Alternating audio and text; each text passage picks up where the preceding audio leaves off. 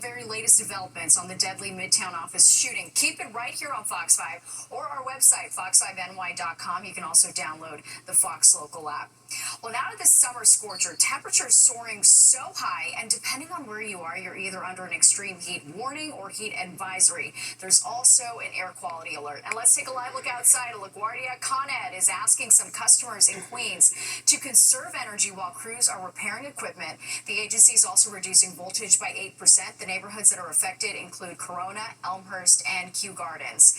And from Queens to Newark, New Jersey, where the only way to escape the sweltering heat was at a splash pad or maybe get some soft serve, but it was so hot that it didn't really help all that much. So when will we finally get a break from this heat? Let's check in with meteorologist Audrey Puente. Hey, Audrey. Hi, Natasha. Well, we still have to get through one more day before we start to see a break in the heat here, and that's why the National Weather Service is continuing the heat advisory and the excessive heat warnings that we have issued here. This will go until 8 p.m. tomorrow, and we can expect heat index values near 100 degrees or greater and all across the tri-state area as we move along through our Wednesday. We also have an air quality alert that will expire at about 11 p.m. Our air quality has been compromised because of all the heat and humidity, and it's all due to ground ozone. While this expires at 11 p.m., it will likely be reissued tomorrow, probably in the morning hours. We'll have to see. We broke some records today across the tri-state area. 101 degrees is what we reached out at Newark Liberty Airport, breaking the previous record of 100 degrees. We actually got to 100 at LaGuardia, also breaking a previous record.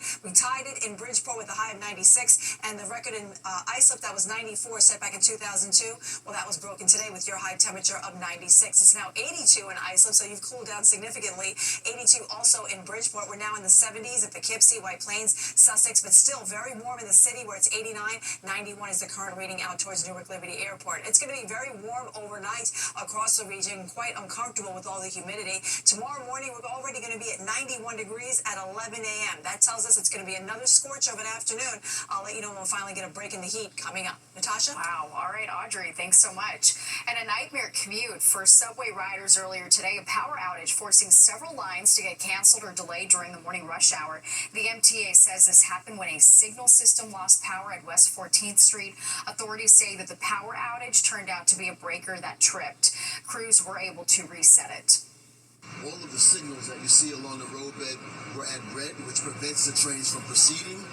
So they were slow moving, but on the positive side, there was air conditioning on the trains. Trains were not without power. The MTA plans to proactively replace a transformer tonight as a precautionary measure. And you can track this dangerous heat and the impact that it's having on everything from the power grid to the rails by downloading our free Fox Local app. We're following breaking news. A tsunami has hit a group of Russian islands and also Japan's northern island of Hokkaido.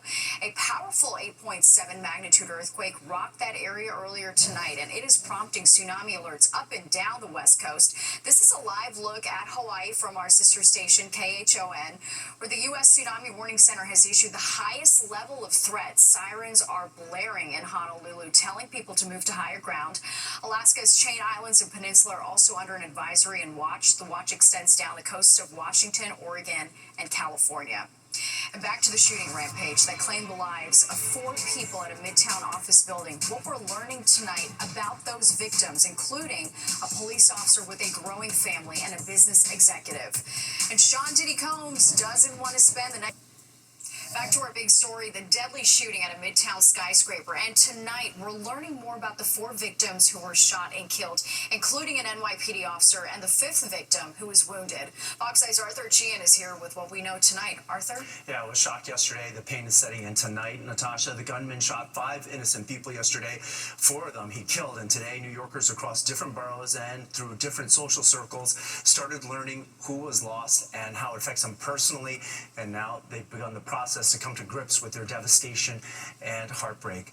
Now, Officer Darul Islam, as you know, was a father of 2 boys. His wife is more than 8 months pregnant with their 3rd child. The 36-year-old officer immigrated from Bangladesh, described as a hardworking family man. He joined the NYPD 3.5 years ago. Tributes poured in Tuesday with hundreds lining the streets outside his mosque as his body arrived in a procession. Civilians and police officers alike were there. His father suffered a stroke when told what happened to his son, and relatives say the officer's wife and other family members were just as crushed to hear what happened. she's like totally upset, like, it's not even chance to talk with her. It's like she's keep crying, she's, totally upset. His mom, his wife, his sisters, everybody. Now, also apparent leaving behind children is 43-year-old Wesley LePatner, Chief Executive of Blackstone Real Estate Income Trust. A Yale graduate, she leaves behind a husband, 2 children, and family. Wesley LePatner is universally being hailed tonight as a tireless leader determined to help improve the lives of all New Yorkers, serving on multiple boards, including on that of her children's school, the UJA Federation, and the Metropolitan Museum of Art. Another woman killed by the gunman is 27-year-old Julia Hyman, a native New Yorker and an employee of the real estate firm Rudin Management, which also owns the building where that shooting took place. Like LePatner, Hyman was an Ivy graduate, Cornell University, tonight in a statement lamenting her death, sending their sympathy to Hyman's parents and her sister. And the 4th fatal victim is 46-year-old Alain Etienne. The 46-year-old security guard on duty at the building is being remembered as a devoted father who also leaves behind 2 children. Those who know him want him remembered as a beloved professional at work and the ultimate provider at home, focused on the education of his children. There is one surviving victim of the shooting, and that is an employee of the NFL. He was listed in critical condition when he first arrived at the hospital last night, but he is doing better now, as the NFL's Commissioner Roger Goodell, in a memo to staff, says that employee is now in stable condition. Natasha? Yeah, you see their faces, hear their stories, just completely senseless. Yeah. All right, Arthur, thank you so much. And 24 hours after that deadly shooting rampage, the images of people running for their lives is everywhere. But also in these videos, you see people who seem to be oblivious to the chaos going around them. Fox 5's Sharon Crowley has been taking a look at the psychology of bystanders during situations like these. She joins us live in the newsroom with more. Sharon? Yeah, good evening, Natasha. When you live here in New York City, you get used to certain things, hearing sirens, seeing police rush toward an emergency on any given day. And it may explain in part why some people walking by the Midtown high-rise Monday night didn't stop or even look up from their phones to question what was happening. As police responded to the deadly Midtown shooting Monday night, some bystanders appeared unfazed by the unfolding chaos. The city's noisy, so you don't necessarily react as you would if you lived in a more rural area and you hear sirens. Fox 5's design director, Matt Onimus, took these videos on his cell phone. He happened to be walking by just as the NYPD began swarming 345 Park Avenue.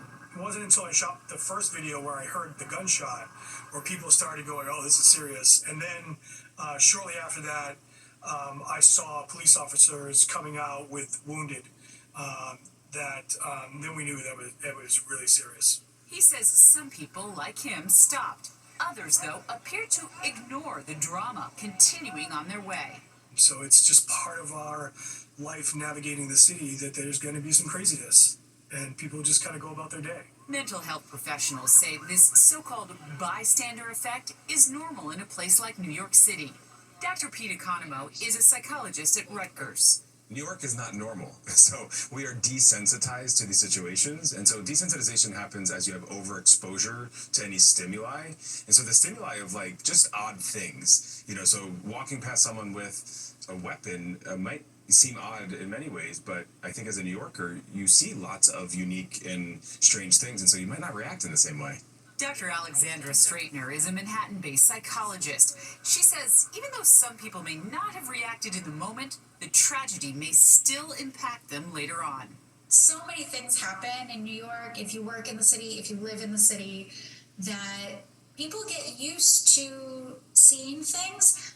They have their headphones on, they go about their day-to-day lives. It doesn't necessarily mean that if after the fact they find out that something has happened, it doesn't concern them.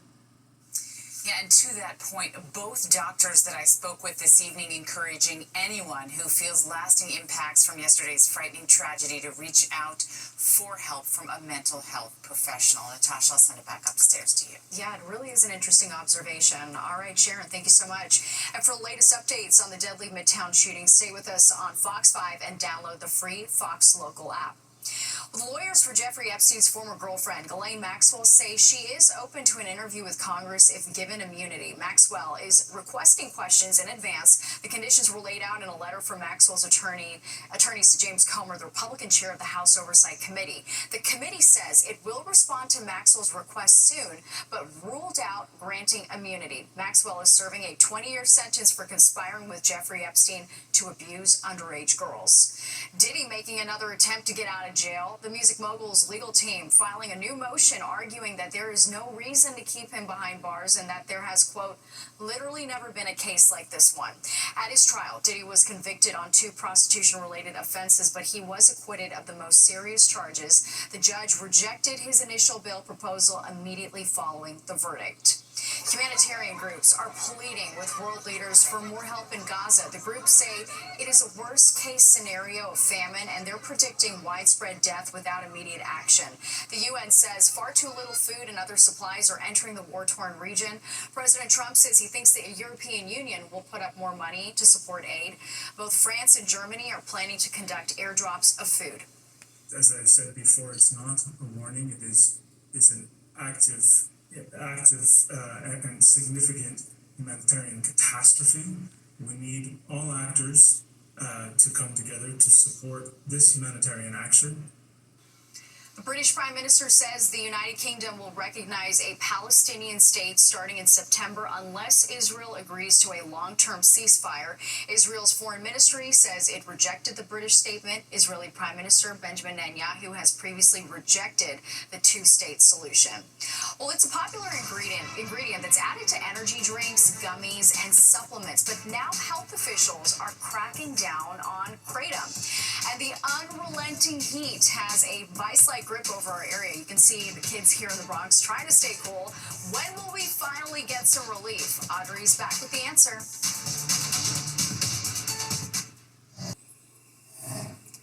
Welcome back. It's been called legal morphine, and now the FDA wants the supplement known as Kratom 7-OH banned. It comes from a plant, and in its natural state, it's about as strong as a light beer. But when it's concentrated, experts say it's very potent and easy to abuse. 7-OH binds to the mu receptor, which means scientifically, by definition, it is an opioid. And you can buy Kratom at smoke shops, even gas stations. It's often marketed as a pain reliever and mood booster. Vendors of Kratom say that the product works and that the dangers are overstated, but its sale is currently regulated in at least 24 states.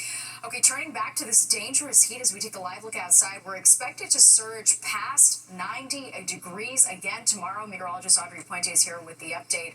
Audrey, hoping for some relief soon. Yeah, we'll be soon, but like you mentioned, tomorrow we'll probably hit 90 degrees or greater, and that will be our third 90-degree day in a row, marking our second heat wave so far this year in Central Park. It was hot today. 97 is what we got to in the park. That's close to the record high, which was 99 degrees set back in 1949.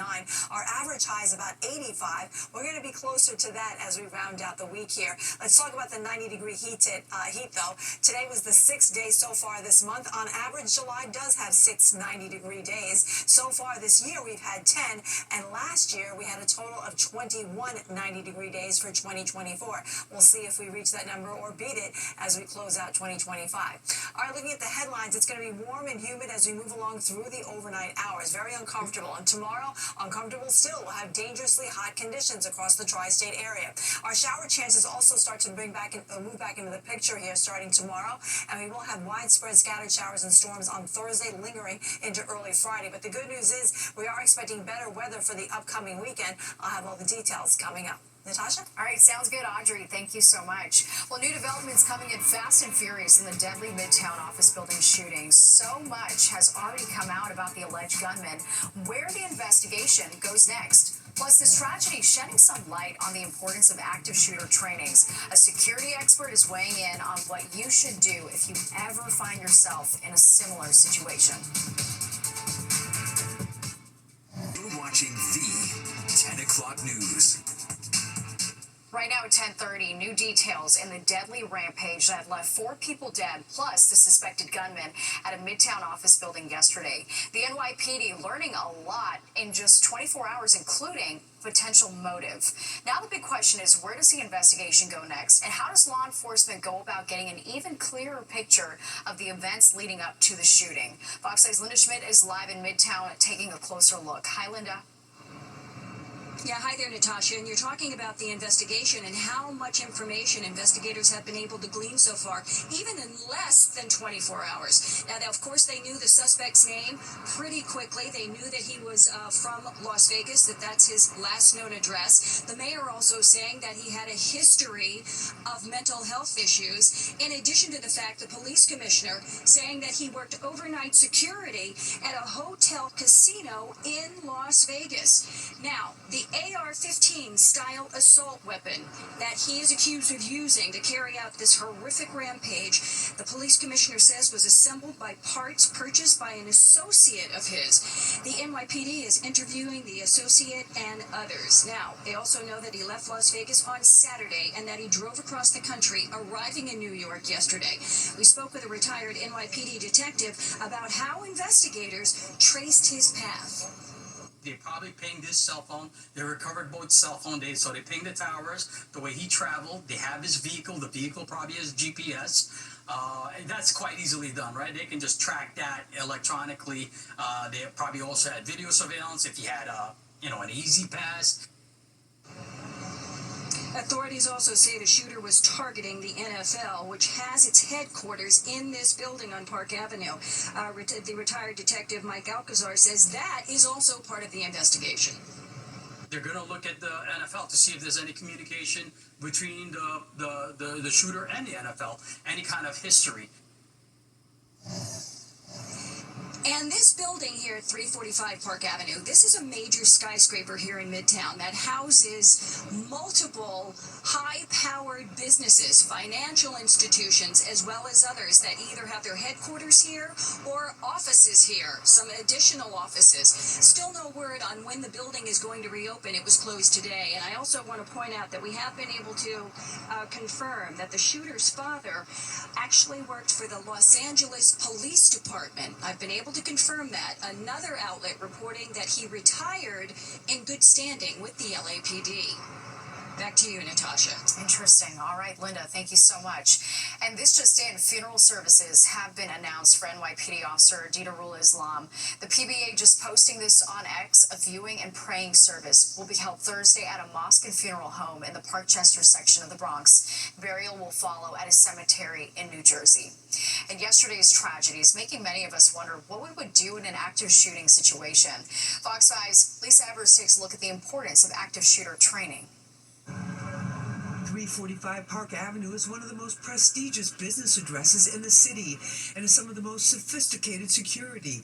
Yet tragedy struck and some workers had to fend for themselves when the bullets started flying, like these Blackstone employees who piled up couches to barricade themselves in and create a safe space. Greg Sanfilippo is a military and law enforcement veteran who says creating a safe space is one strategy. It's taking a proactive mindset and ownership of your personal safety and security. That's not to walk around in a heightened sense and be alarmed all the time. Even before calling or texting 911, Sanfilippo says you must get yourself into a safe space or find a space and make it safe by reinforcing doors or entrances. Once there, he says call 911 or text them, which can be faster and more accurate. We want you to avoid, barricade, and confront, right? So we're familiar with the paradigm, run, hide, fight.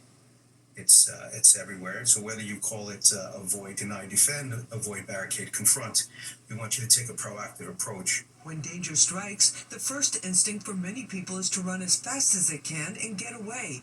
But even that must be strategic. Rather than just running mindlessly, we need to take microseconds to realize where the threat is and distance ourselves from the threat. Then we want you to take a proactive approach and barricade yourself. Sanfilippo advises not being in a rush to run out, but when you are cleared by police or other first responders to leave, walk out with your hands up, preferably without your phone or any other object in your hand that could be mistaken for a weapon by law enforcement. And understand that a cell phone. Most of them are dark. Most firearms are dark. Law enforcement's coming into a very high stress situation. So, held high and then communicate as much information as possible. This veteran security expert tells me that he would not be surprised if after this terrible tragedy that there are new building security protocols put in place for major Manhattan office buildings like this. In Midtown, I'm Lisa Evers, Fox 5 News. And you can get the latest updates on the shooting investigation by downloading the free Fox Local app where you can stream our newscast anytime. Well, police announcing the arrest of a Queens man in connection with a horrific case of animal abuse. 29-year-old Isaiah Gurley is facing animal torture and animal cruelty charges for allegedly setting a dog on fire in South Ozone Park. Happened last Thursday. Gurley is accused of dragging the dog down a street and pouring some kind of accelerant on the animal before lighting it on fire. Police say the dog was dead when officers arrived on the scene. Well, could a clerical error force dozens of legal pot shops to see their stores go up in smoke? What's putting them in a potential jeopardy? And could there be a silver lining to all this heat? How about businesses along the boardwalk? We're going to take you to Coney Island.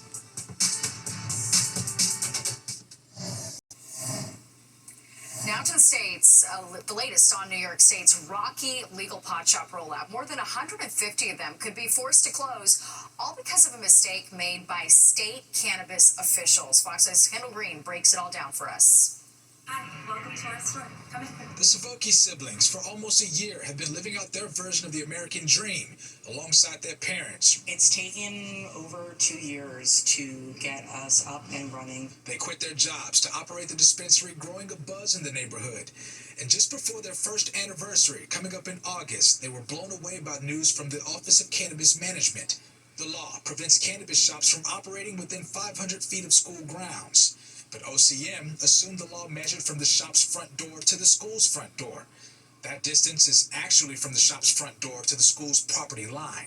A mishap that shifts Alto Canna within 500 feet of the closest school, which could uproot their shop.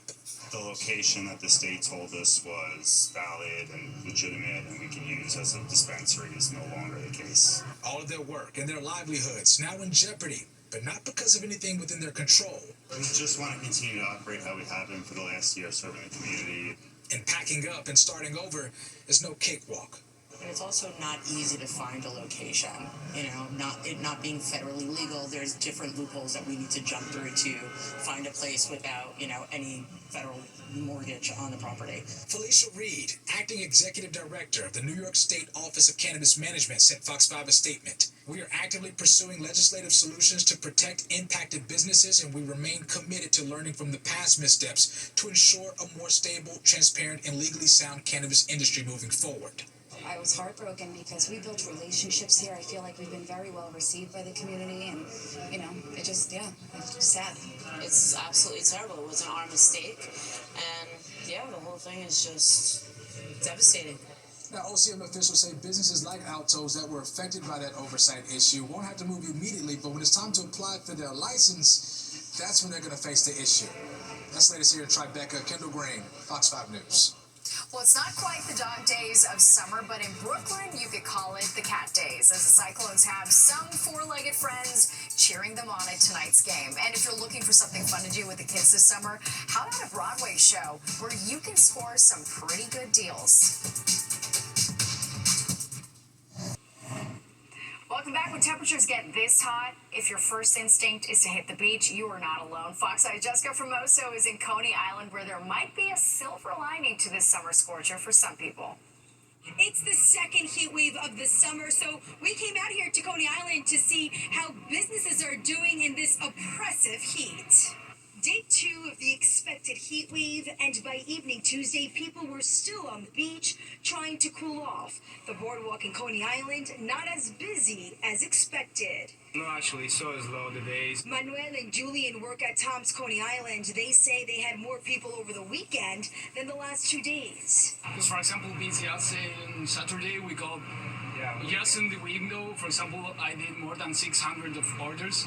But, for example, in the last 2 days, maybe it's this, like the whole beach is full of restaurants, maybe you get around $250 per day. You would think the beach would be one of the places where folks seek refuge from the sweltering heat, but Stephen Gaffney, bartender and manager at Paul's Daughter, says he too hasn't been busy. Monday, Tuesday, it's kind of tough, and Mondays can be pretty rocking. The heat affects us in that people get told to stay home from the weather people and stay inside. If they're smart, they come out to the beach, and we get those people. And they can go to the water, and they come out, and we got shade, we got water, and we got food. The food joints and bars may be slow, but Maya Miller, owner of the Brooklyn Beach shop, says in the last 2 days she's actually seen a spike in business. Usually in previous years when it hits 90 degrees, it actually slows down a bit. But this year, just like the last heat wave, it actually helped us out here. An increase she's been waiting for since summer kicked off. I'd say maybe 20%, but honestly, it's closer to the way numbers used to be because it has been a slower season overall. So it's sort of brought things back to what normal used to be like, and we really need that. Mother Nature plays a big role on whether or not they will have a great season. For now, these businesses are hoping to cash in on what's left of summer. In Coney Island, I'm Jessica Formoso, Fox 5 News. And speaking of the heat, let's take another live look outside. We've got one more day of this summer scorcher. Let's check back in with Audrey. Hey, Audrey. If you're thinking of heading down I-95 to soak up some sun at the beach, there's a sting that could be waiting for you. Fox's Ellen Kaloje has more on the spike and jellyfish stings at Delaware beaches. A gorgeous day at Lewis Beach, but some creepy creatures keep coming in to ruin some of the fun. And then all of a sudden, I got a stung on my chest. Am I gonna need to go to the hospital, or is it just like a bee sting? 8-year-old Beatrice Borman got stung not once, not twice, but 3 times by jellyfish, and it did not feel good. Say you were at a horse barn and an electric fence was on and you accidentally touched it, I'd say it would probably feel like that. Yikes, she was okay, but her mom says it has not been the best trip. I'm wishing that we didn't come this time of year. I wish we came earlier in the year. Officials say the hot weather and heavy rain has made this the worst jellyfish season they've ever seen. Even the lifeguards cannot catch a break. We were doing our group workout and we were coming in and I just took my goggles off a little too soon and got stung right smack in the eye, just crossed. It didn't feel too good, yeah. The number of jellyfish stings has quadrupled just in the past few weeks. So Beach Patrol says head right to the lifeguard stand for help, but also... The easiest way not to get stung is to not go in, but that's not fun. So, for the little ones, you can pick up a rash guard, a thicker one, and typically it won't get through this material. Even some of the kids, though, say do not be afraid if a jellyfish does zap you. I would just keep calm because it's not that bad and eventually it'll also go away and it won't hurt. Great advice for all of us. Don't let those jiggly jellyfish ruin all this. Just make sure you take the lifeguard's advice and do your best to play it safe. At Lewis Beach, Delaware, Ellen Kaloje, Fox News. And there's more of the 10 o'clock news straight ahead. We'll be right back.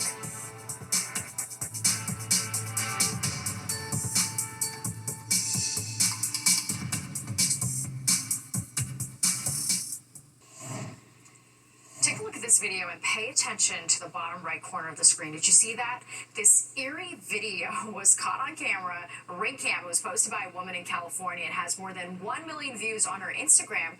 She swears that it wasn't edited or staged in any way. That's what she says. When her son spotted that figure right there that goes by, he said, "Mom, it's an alien. Call the police." Social media is having a lot of fun with this one. Plenty of skeptics, of course, offering a variety of explanations. As for the woman, she believes it is E.T. Audrey, looks like E.T., especially with the way the head is shaped. It does, and even the bending over. That's very bizarre, very bizarre. All right, folks, let's talk about our temperatures for tonight. It's going to be very warm and muggy. Our lows will only get into the mid-70s by tomorrow morning across most of the region. That means most of the night here we're going to be in the 80s. Tomorrow's high numbers, once again, very hot. Looking at numbers in the upper 90s. Factor in the humidity. It will feel over 100 degrees throughout the region as we go into the afternoon. afternoon hours. The exception will probably be the east end of Long Island. Scattered showers and storms are likely for your Thursday with a high of 85, and then we cool it down just in time for the upcoming weekend. We'll have plenty of sunshine for Saturday and Sunday. Natasha? Looks good. All right, Audrey, thank you. And that does it for us tonight. If you missed any part of the 10 o'clock news, you can always catch an encore on our free streaming app, Fox Local, where you can stream our newscast anytime. Have a great night. I'll see you tomorrow.